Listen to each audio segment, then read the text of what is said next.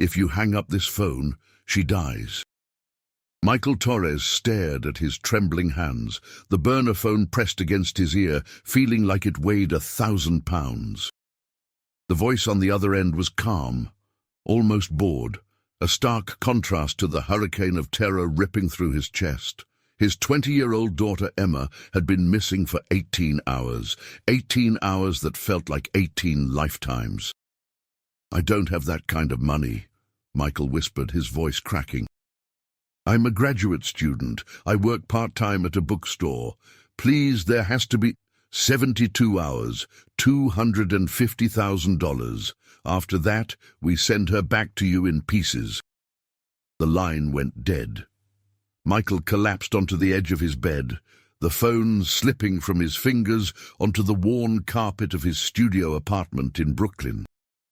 The police had been useless, told him to wait, that most missing persons cases resolved themselves within 48 hours, that Emma was an adult who might have just needed space.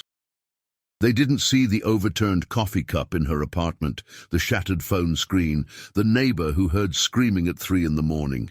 Before we continue with Michael's desperate journey, if you're enjoying this story, please subscribe and leave a comment letting us know where you're watching from. Now let's see what lengths a father will go to save his daughter. Michael's mind raced through impossible calculations. His entire savings account held barely $3,000. His credit cards were maxed out from tuition payments. His parents had passed away years ago, leaving him nothing but memories and medical debt. Emma's mother had abandoned them when she was 2, disappeared into the vastness of America without a trace. There was no one to call, no one to beg, except one person. The name came to him like a curse, Vincent Russo. Everyone in Brooklyn knew the name, even if they pretended not to. Vincent Russo ran the Eastern Seaboard's most powerful crime family from a bakery in Red Hook, a legitimate business that served as cover for operations spanning drugs, gambling, protection rackets, and things darker still. Michael had seen him once, years ago, sitting outside a cafe on Court Street, surrounded by men in expensive suits who moved with the predatory grace of apex predators. Russo himself had seemed almost ordinary, mid-50s, graying hair, reading glasses perched on his nose as he reviewed paperwork, until you looked into his eyes and saw something ancient and merciless staring back. The authorities had been trying to put Russo away for 30 years.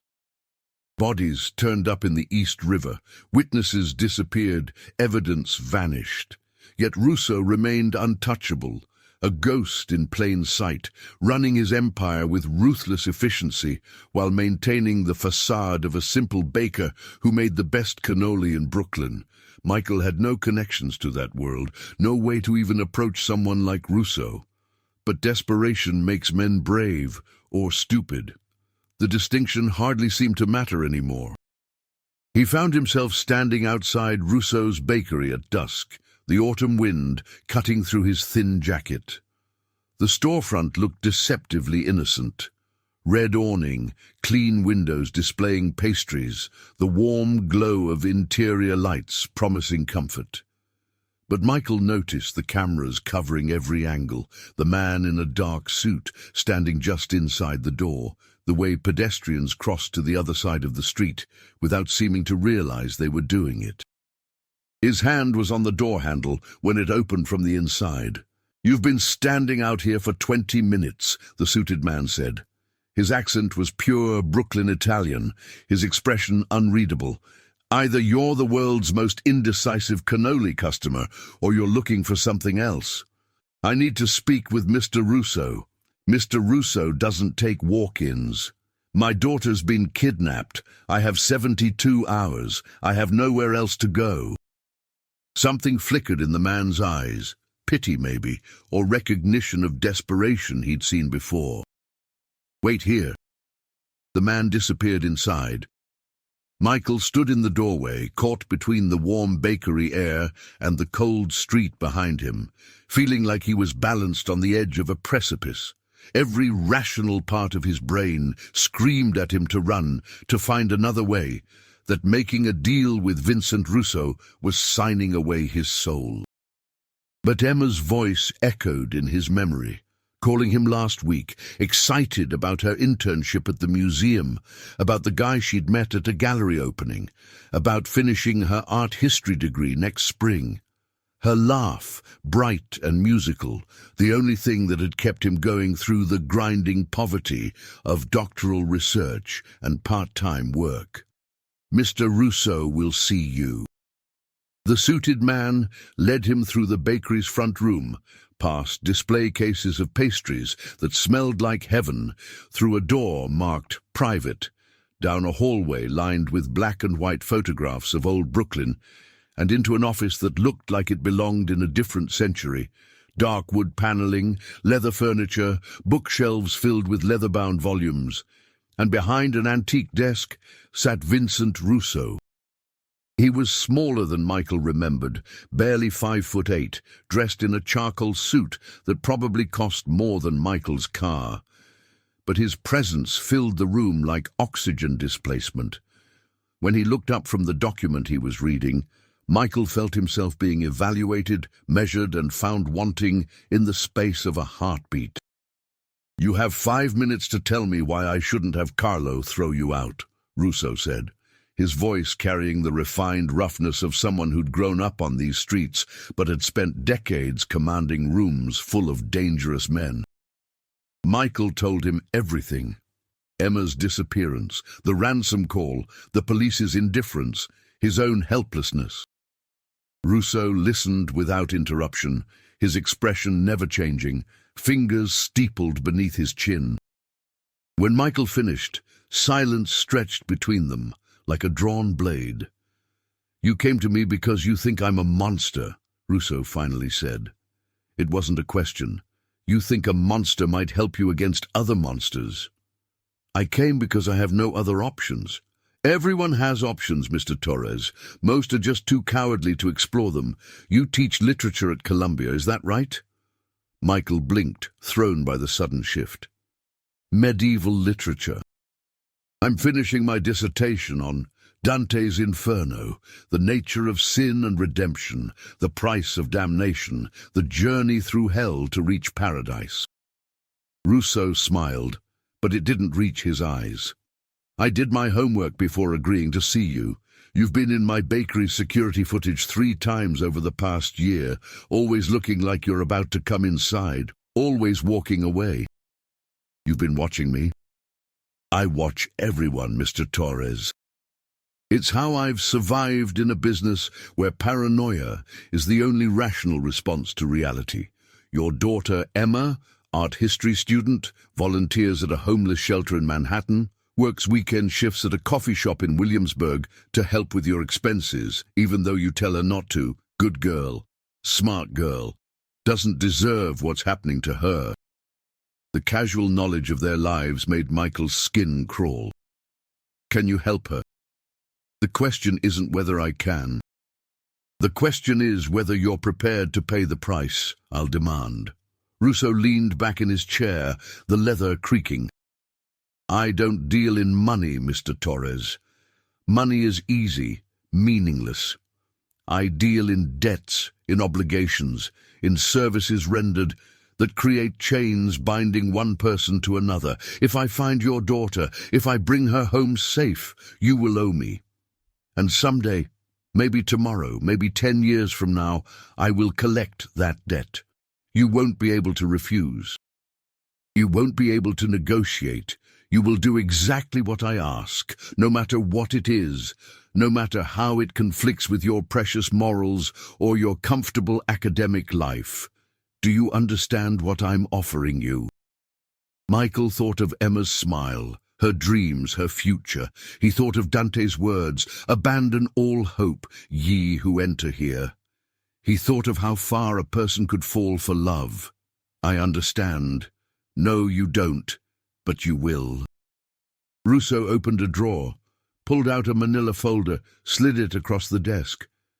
"The men who took your daughter are part of an Albanian trafficking ring operating out of Queens. They specialize in grabbing college girls, holding them for ransom from families who can't possibly pay, then selling them when the deadline passes. They're careless, stupid, and cruel, the worst kind of criminals. They've been operating in my territory without permission, which makes this both business and personal. You already knew about Emma? I knew about their operation. Your daughter's kidnapping was brought to my attention 20 minutes after she was taken. I've been deciding whether to intervene. Russo's expression hardened. I have rules, Mr. Torres. No drugs in schools, no hitting women or children, no human trafficking. These Albanian fools broke into my house and shit on my floor. I was already planning to make an example of them. Your arrival simply provides additional motivation. Michael opened the folder. Inside were surveillance photos, addresses, detailed information about 4 men. The level of intelligence was staggering. More than the police had gathered in 18 hours, more than Michael could have obtained in 18 years. Where is she? A warehouse in Astoria. She's alive, unharmed so far. They're holding her with 2 other girls, waiting to see if any of the families come up with ransom money. After 72 hours, they move their merchandise to a different location, and the girls disappear forever. Russo stood, buttoning his jacket. I'll have her home by tomorrow night.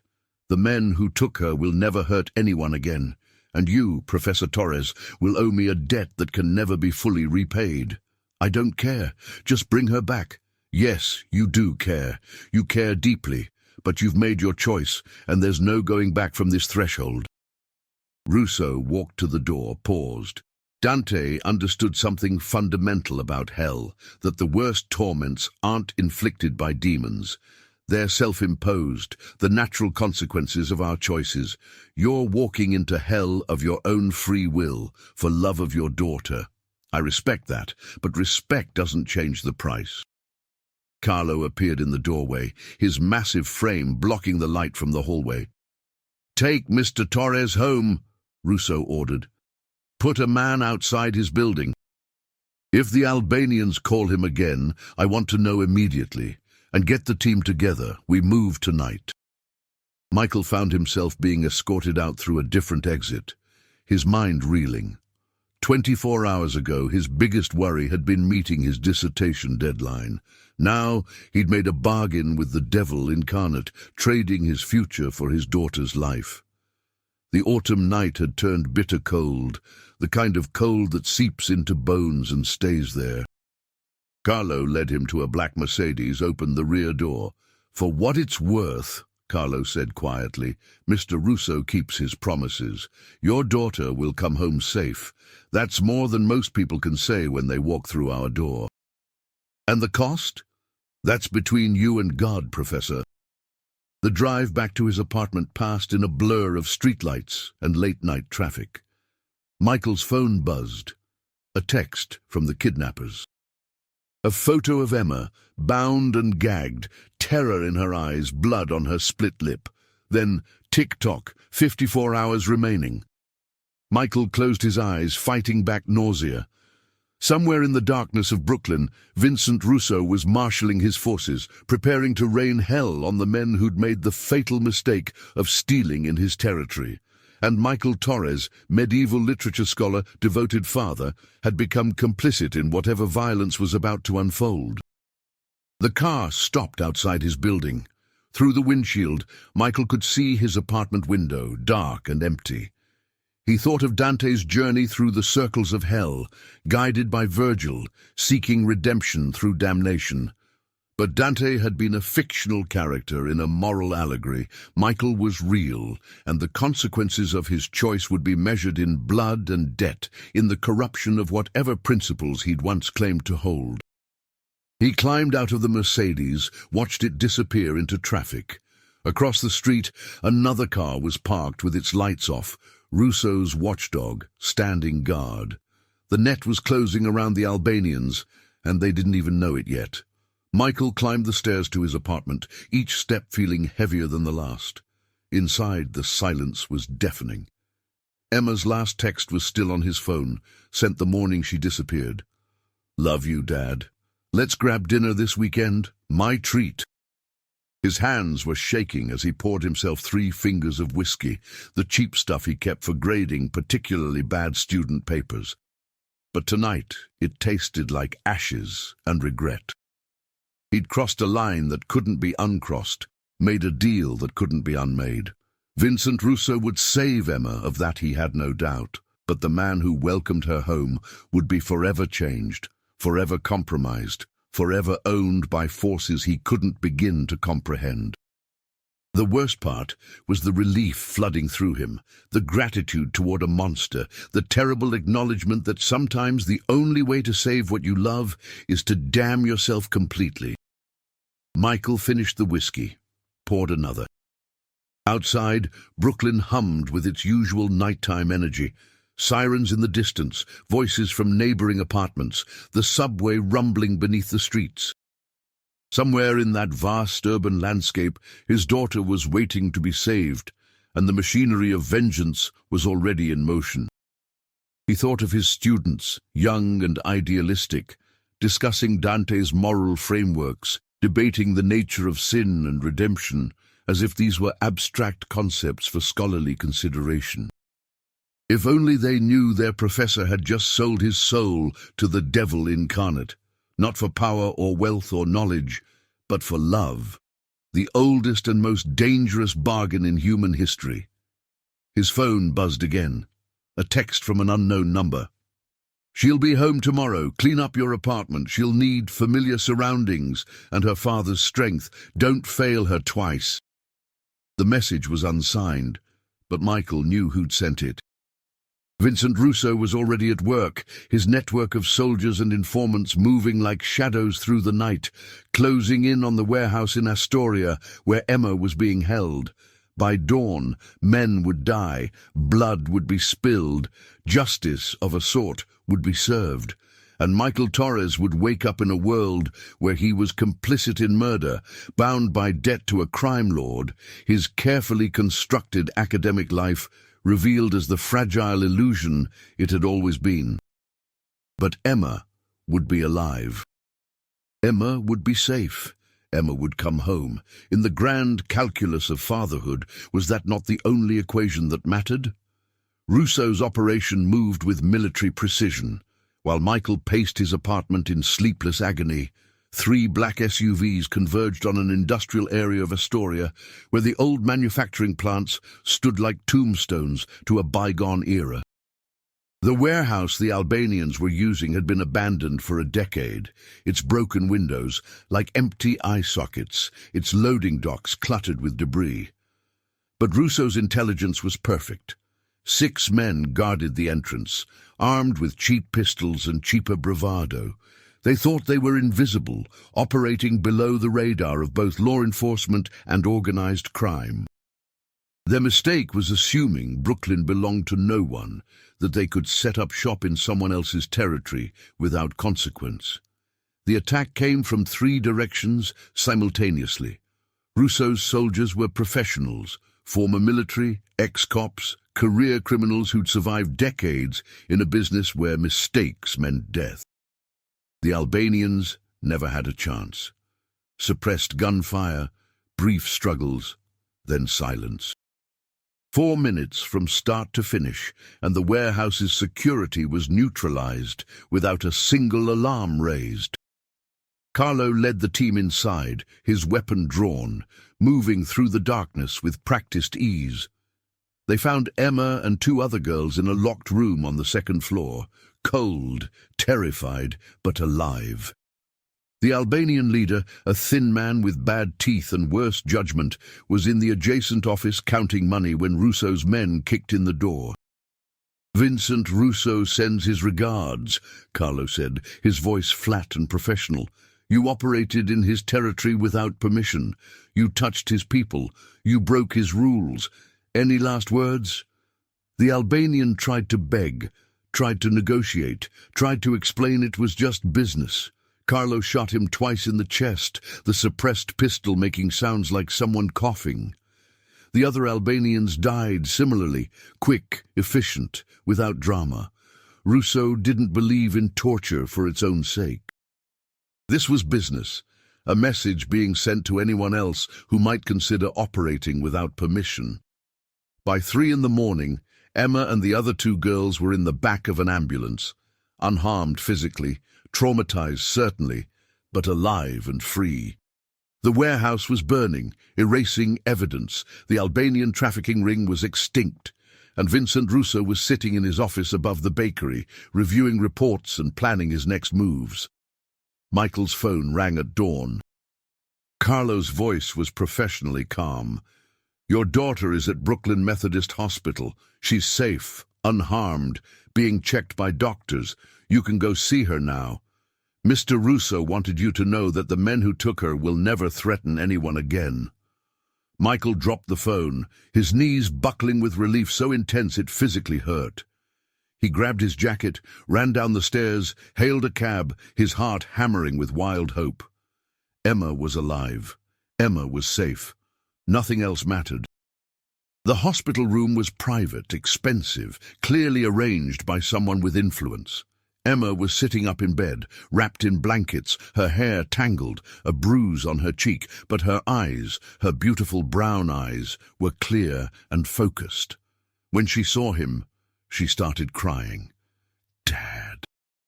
Michael held her, feeling her heartbeat, her warmth, the reality of her presence after 18 hours of imagining the worst. She clung to him like she had when she was 5 and woke from nightmares, trusting him to make the darkness go away. "I thought I was going to die," she whispered. "They said 3 days, and then they were going to sell me. I kept thinking about you, about how you'd blame yourself, and I tried to be brave, but I was so scared, Dad. I was so scared. I know, baby, I know. But you're safe now. You're home. How? How did you find me? The police said there was nothing they could do." Michael's mouth went dry. How could he explain that he'd sold his soul to a mobster, that her freedom had been purchased with debt that could never be repaid, that men had died in the darkness so she could live in the light? "I found someone who could help," he said carefully, "someone with resources and connections the police don't have." Emma pulled back, studying his face with the perceptiveness that had always made her seem older than her years. "What did it cost?" "Nothing you need to worry about. Dad, Emma, please, you're safe, you're alive, that's all that matters." But she knew. She saw the shadow in his eyes, the weight he was carrying. She knew her father well enough to recognize when he'd done something desperate, something dangerous, something that couldn't be undone. But she was smart enough, kind enough to let it rest for now. A nurse came in, checked Emma's vitals, explained that she needed to stay for observation another 24 hours, but should make a full recovery. The police would want to interview her, though they seemed oddly disinterested in the details of her rescue. Another sign of Rousseau's influence reaching into official channels. Michael sat beside her bed as she drifted to sleep, exhausted by trauma and relief. He watched her breathe, watched the monitors track her steady heartbeat, and felt the full weight of what he'd done settling onto his shoulders like a physical burden. A figure appeared in the doorway. Carlo, dressed in a suit that made him look like a businessman rather than an enforcer. "Mr. Rousseau wanted me to check on you both, make sure everything was satisfactory." "Tell him thank you," Michael said, the words feeling inadequate and dangerous. "Tell him I'll keep my end of the bargain." "He knows you will. That's why he chose to help." Carlo glanced at Emma's sleeping form. "Beautiful girl. Talented. Deserves a full life, a safe future. Mr. Rousseau has daughters too. He understands what it means to protect them. When will he call in the debt? When the time is right. Could be tomorrow. Could be never. That's the nature of obligations in our world. They exist whether or not they're invoked. You'll go back to teaching your classes, finishing your dissertation, being a father. You'll live your normal life, but part of you will always be waiting for that call, knowing that when it comes, you'll have no choice but to answer. Carlo adjusted his tie. "For what it's worth, Professor, you did what any good father would do. Don't torture yourself with might-have-beens."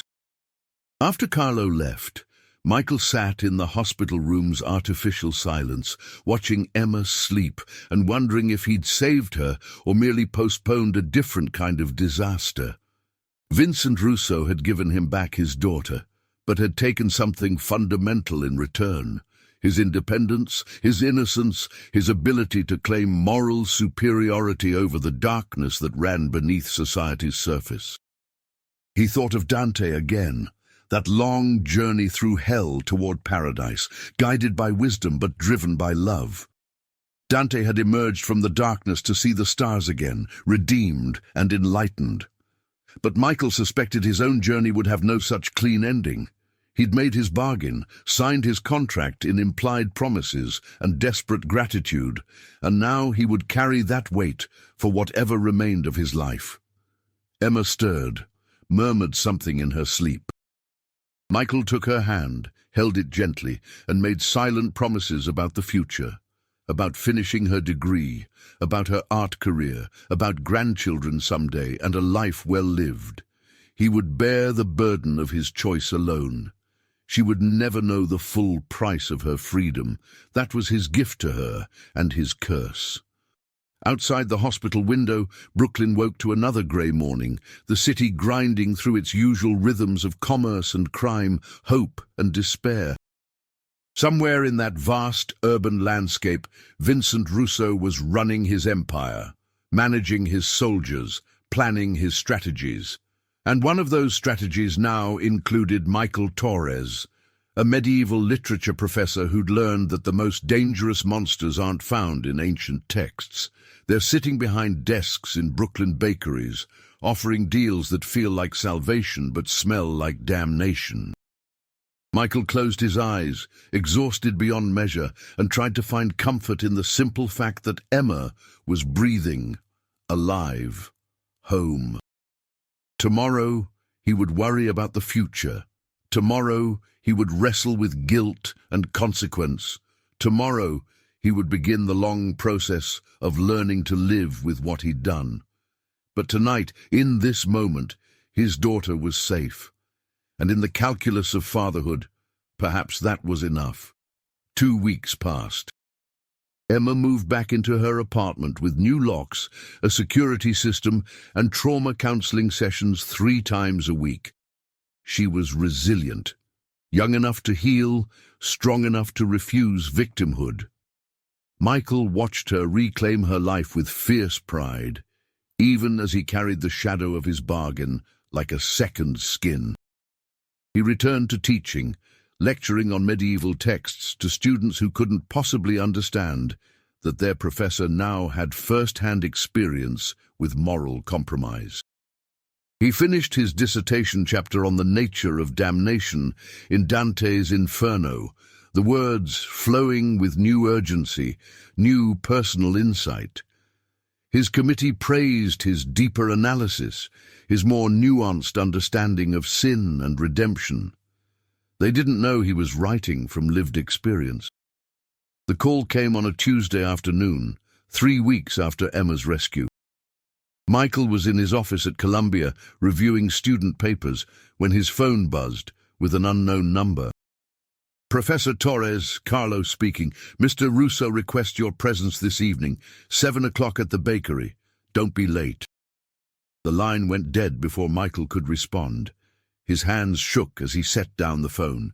This was it, the moment he'd been dreading and expecting, the payment coming due. He had no idea what Russo would ask, what service he'd demand, what line he'd be forced to cross. But he'd made his promise, signed his invisible contract with his daughter's life as collateral. Michael cancelled his evening class, told Emma he had a faculty meeting, and took the subway to Red Hook. The autumn evening was cold and clear, the city lights reflecting off low clouds like a cage made of illumination. He walked to the bakery with the grim determination of a condemned man approaching the gallows. Carlo was waiting inside, his expression neutral. "Mr. Russo is expecting you. This way." The office looked the same. Dark wood, leather furniture, the scent of old books and older money. But Rousseau himself seemed different, somehow smaller, more tired. He gestured for Michael to sit. "Thank you for coming, Professor. I know you've been waiting for this moment with considerable anxiety." "What do you want from me?" Rousseau smiled faintly. "Direct. I appreciate that. Most people dance around the question, trying to delay the inevitable." He opened a drawer, pulled out a leather-bound book, slid it across the desk. "I want you to teach my grandson." Michael blinked, thrown by the unexpected request. "Teach him what?" "Literature, history, how to think critically about the world beyond the narrow confines of our business. My daughter married a good man, a straight businessman who knows nothing about my real work. They have a son, Anthony, who's 14 years old. Bright kid, but he's starting to ask questions about his grandfather's business. I want him to have options, to understand there are other paths than the one I've walked." "You want me to tutor him? Twice a week, 2 hours per session. I'll pay you well, far more than your adjunct salary. You'll meet at a neutral location, a cafe in Manhattan where no one knows me.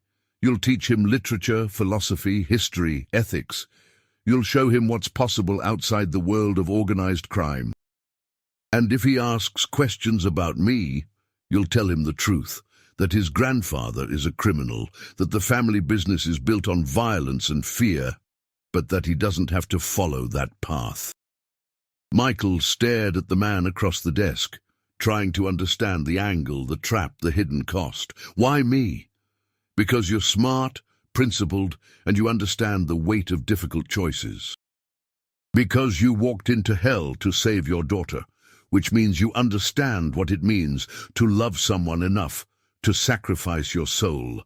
Because you can teach my grandson about Dante, while knowing intimately what it means to make a devil's bargain." Rousseau leaned back. "I'm 73 years old, Professor. I've spent my entire life building an empire that will crumble within a generation of my death. My son is already positioning to take over, and he's more brutal than I ever was, more willing to cross lines I established decades ago. My grandson might be my family's last chance at redemption, or at least at understanding there are alternatives to our way of life. And if I refuse, then you're in breach of our agreement and there will be consequences." Rousseau's voice was flat, matter-of-fact. "But I don't think you'll refuse. Not because you fear me, but because this is a task you can actually accept. I could have asked you to launder money, or testify falsely in court, or deliver packages you wouldn't want to know the contents of. Instead, I'm asking you to do what you do best. Teach a young man to think critically about ethics and choice. It's a small price for your daughter's life." Michael picked up the leather-bound book. Inside were photos of a serious-looking teenager with dark hair and his grandfather's eyes. Anthony Rousseau, freshman at a private high school in Manhattan, honor roll student, soccer player, chess club president. A normal kid with an abnormal grandfather. "When do I start?" "Next week. Carlo will give you the details. You'll meet Anthony at a cafe called the Reading Room near Washington Square. He thinks you're a Columbia professor his mother hired for advanced tutoring. He doesn't need to know about our arrangement. Anything else? Yes. Don't try to save him, Professor. Don't make him your redemption project. Just teach him honestly and well. Show him what intellectual freedom looks like. The rest is up to him." Rousseau stood, signaling the meeting's end. "Thank you for your service. You're an honorable man, Michael Torres. That's rare in my world, and rarer still in yours." Michael left the bakery feeling oddly light, as if a weight he'd been carrying had suddenly shifted position. This was what Rousseau wanted. Tutoring sessions, intellectual guidance for his grandson. Not murder, not crime, not corruption. Just teaching, the thing Michael had dedicated his life to doing. It felt too easy, too clean, but perhaps that was the point. Rousseau had shown him that debts could be paid in unexpected currency. that the price of salvation wasn't always measured in blood and darkness. Or perhaps this was just the first payment, a small down payment on a much larger debt that would eventually come due. Michael walked through Brooklyn's evening streets, past the cafes and bars, the bodega and corner stores, the endless flow of humanity pursuing its endless dramas. He thought about Anthony Russo, age 14, standing at a crossroads between legitimate life and criminal legacy. He thought about Emma, safe in her apartment, pursuing her art history dreams, unaware of the deal that had saved her. He thought about Dante's words, the famous inscription above Hell's gates, "Abandon all hope, ye who enter here." But Dante had also written about emergence from darkness, about seeing stars again after the long descent. Perhaps there was hope after all, not redemption exactly, but something like it. A chance to guide someone away from the path that had consumed their grandfather, to teach ethics and choice to a boy who desperately needed both. His phone buzzed. A text from Emma. "Dinner tomorrow, I'm cooking, love you." Michael smiled, texted back, "Can't wait, love you too." He walked home through the Brooklyn night, carrying the leather-bound book with Anthony's information, already thinking about lesson plans and reading lists. He would teach the boy about Dante, about medieval concepts of sin and redemption, about the choices that define us and the consequences we can never escape. And in teaching Anthony Russo, perhaps he would learn something about his own journey through darkness, his own desperate bargain, his own ongoing attempt to live with the weight of what he'd done. Not redemption, that seemed too ambitious, too clean. But perhaps understanding, and in understanding, a kind of peace. The debt was being paid in the currency of education, of intellectual freedom, of showing one bright teenager that he had choices beyond his grandfather's shadow. It was a price Michael could pay without losing himself completely, and for a man who'd walked into hell to save his daughter, that was a gift more precious than he dared to hope for. Brooklyn hummed around him, the city that had witnessed his fall and would witness whatever came next. Vincent Russo's empire would continue, Michael's teaching would continue, Emma's healing would continue, life would continue, complicated and compromised, but stubbornly, defiantly alive. And somewhere in that continuation, in the space between darkness and light, Michael Torres would find his way forward, not innocent anymore, never innocent again, but perhaps something better. Something honest about the moral weight of difficult choices, something real about love and sacrifice and the prices we pay to protect what matters most. That night, in his small apartment in Brooklyn, Michael opened the leather-bound book and began planning his first lesson for Anthony Russo. He would start with Dante, naturally, that journey through hell toward something like wisdom, but he would also teach the boy about choice, about responsibility, about understanding that we create our own hells through the decisions we make and the bargains we accept. It was a lesson Michael had learned the hard way, paid for with his soul and his daughter's freedom.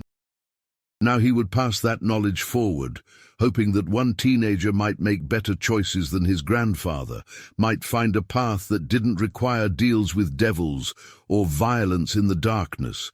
It wasn't redemption, but it was something, and in the grand calculus of fallen men seeking second chances, something was infinitely better than nothing. The first tutoring session took place on a Tuesday afternoon at the Reading Room, a cafe near Washington Square Park that catered to NYU students and local intellectuals. Michael arrived early, choosing a table near the window where natural light would make reading easier. Anthony Russo arrived exactly on time, dressed in his school uniform, carrying a backpack that looked expensive but worn.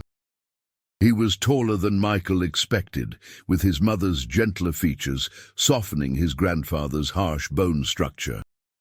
When they shook hands, the boy's grip was firm and confident. "Professor Torres, I'm Anthony. My mum says you're supposed to help me with advanced reading comprehension. That's right, but I prefer to think of it as having conversations about books, ideas, and how people have thought about ethics and choice throughout history.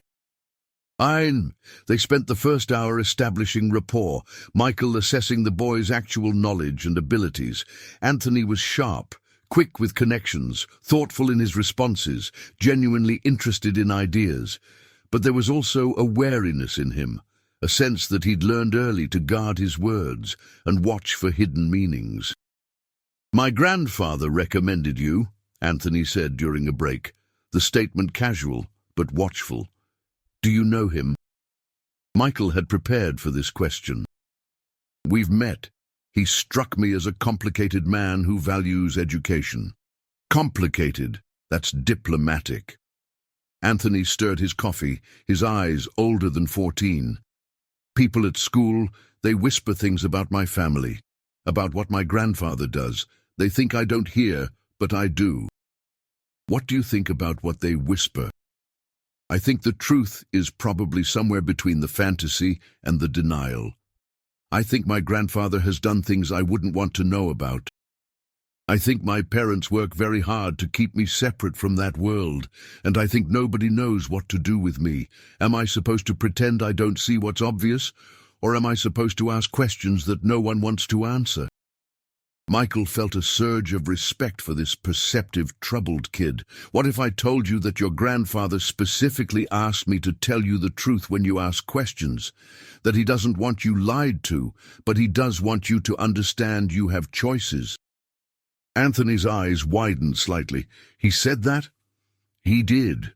So here's the truth. Your grandfather runs a criminal organization. He's done terrible things to maintain power and control. People fear him for good reasons. But he's also smart enough to know that his way of life isn't the only option, and that you deserve to know about alternatives." "Why would he want me to know that?" "Because he loves you. Because he's old enough to question his own choices. Because maybe he wants something better for you than what he chose for himself." Michael pulled out a copy of Dante's Inferno. "Let's start with this. It's about a man's journey through hell, guided by wisdom and driven by love.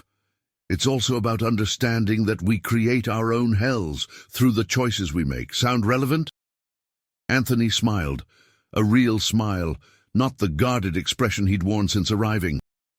Yeah, it does." They read together, Michael explaining the medieval context while drawing connections to modern ethical dilemmas. Anthony engaged immediately, asking sharp questions, making unexpected connections, showing the kind of intellectual hunger that made teaching worthwhile. "So Dante's saying that people in hell chose to be there?" Anthony asked, "that their punishments are just extensions of the sins they committed in life?" "That's part of it. The contrapasso, the punishment fits the crime not just in severity, but in nature. The violent are immersed in blood because they shed blood. The treacherous are frozen in ice because they were cold-hearted. The idea is that hell isn't externally imposed. It's the logical conclusion of how they lived." "Then what about people who do bad things for good reasons? Like if my grandfather does something violent to protect his family, is that the same as someone who's violent because they enjoy hurting people?" Dante would say the intention matters, but so do the consequences. Your grandfather might love his family, but his methods still create victims, still perpetuate cycles of violence. The question becomes, can good intentions justify bad actions, or do the actions define us regardless of our motivations? Anthony was quiet, thinking. "Finally, I don't want to be like him, but I also don't want to judge him without understanding why he made his choices. Does that make sense?" "Perfect sense. And that kind of nuanced thinking, refusing simple judgments while still maintaining ethical standards, that's what I hope to teach you." The session ended with Michael assigning the first few cantos of the Inferno and a short essay on the relationship between choice and consequence. Anthony left, looking thoughtful, engaged, already mentally working on the assignment. Carlo was waiting outside, leaning against a black sedan. How'd it go? He's brilliant, thoughtful, conflicted about his family legacy, exactly as advertised. Mr. Russo will be pleased. Carlo opened the car door. Need a ride back to Brooklyn? I'll take the subway. Thanks. Suit yourself. Same time next week. Michael nodded, watched the sedan pull away, then turned toward the subway station. He felt lighter somehow, as if the weight of his bargain with Russo had shifted from crushing guilt to something more manageable, an obligation that aligned with his values rather than contradicting them. Teaching Anthony Russo twice a week became the rhythm that structured Michael's next months. They worked through Dante, then moved to Shakespeare's problem plays, stories about moral compromise and difficult choices. They discussed Dostoevsky's exploration of crime and conscience, Conrad's examination of darkness and corruption. Anthony flourished under the attention, his essays growing more sophisticated, his questions more penetrating. He began to understand that intellectual freedom meant entertaining multiple perspectives while developing his own moral framework. He started to see his grandfather not as a simple villain or hero, but as a complicated man whose choices had created both protection and pain. I think I understand now why you're teaching me, Anthony said during their 10th session, 6 months into their work together. Grandfather wants me to see him clearly, not through fear or myth, but as he actually is, and he wants me to know I can choose differently. What will you choose? I don't know yet. But at least now I'll make that choice with open eyes, understanding what each path means. Anthony closed his copy of Crime and Punishment. Thank you, Professor, for being honest, for not pretending my family is normal, but also not condemning me for my grandfather's choices. Michael felt a strange warmth, pride in this smart kid, satisfaction in work well done, and something like hope that his devil's bargain might actually create something good in the world. Emma continued healing, her trauma gradually fading into manageable memory. She finished her degree, got accepted to a graduate program in art history at NYU, started dating a kind museum curator. Michael watched her reclaim her life with fierce joy, knowing that his bargain with Russo had made all of it possible. He never told her about tutoring Anthony. That was a separate world, a private penance, a way of paying his debt that felt more like grace than punishment. 2 years after Emma's kidnapping, Michael successfully defended his dissertation. His committee praised his nuanced understanding of moral complexity in medieval literature, his ability to connect ancient texts to modern ethical dilemmas. They didn't know he'd gained that understanding through lived experience, through making deals with modern devils to save what he loved most. The day he received his PhD, Michael got a text from an unknown number. Congratulations, Dr. Torres. Your debt is paid in full. You're free. VR. Michael stared at the message, reading it 3 times, trying to understand. 2 years of teaching Anthony, of having conversations about ethics and choice, of helping one bright kid understand he had options beyond his grandfather's shadow, and that was it. The debt was paid, the obligation was fulfilled. He felt simultaneous relief and confusion. He'd expected something darker, something that would test him more profoundly. But Russo had asked for exactly what he'd asked for: honest teaching, intellectual guidance, showing his grandson there were paths beyond organized crime. Michael texted back, "Thank you for everything." No response came. But that night, a bottle of expensive whiskey was delivered to his apartment, the kind that cost more than Michael made in a month. The card read, "To new beginnings and old bargains kept. Anthony starts Columbia next fall. He wants to study philosophy and pre-law. You gave him that gift, VR. Michael poured himself a glass, savoring the smooth burn. He'd walked into hell to save his daughter, made a bargain with Brooklyn's most dangerous man, and emerged somehow intact. Changed, certainly, compromised undoubtedly, but fundamentally still himself.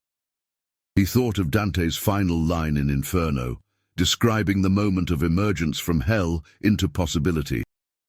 And so we came forth, and once again beheld the stars. Michael looked out his apartment window at the Brooklyn night, at the stars barely visible through light pollution and urban haze. He'd paid his debt not in blood or crime, but in education and honest conversation. He'd helped one young man understand he had choices, had shown him paths his grandfather never took. It wasn't redemption exactly, but it was something like it, something honest and real, and perhaps even good. Emma called, her voice bright with excitement about her new graduate program. Michael listened, asked questions, shared her joy. His daughter was alive, thriving, pursuing her dreams. Anthony Russo was starting Columbia, choosing philosophy and law over his grandfather's empire. Michael himself had his doctorate, a teaching position, a future. The devil's bargain had been paid in full, and everyone involved had somehow emerged better than they'd entered. Michael raised his glass to the Brooklyn night, to complicated choices and unexpected grace, to the weight of difficult decisions and the freedom that comes from seeing them through. To stars after darkness, he whispered, to bargains kept and debts paid, to everyone who walks through hell and comes out the other side. The whiskey tasted like possibility and peace, expensive, earned, and somehow exactly right.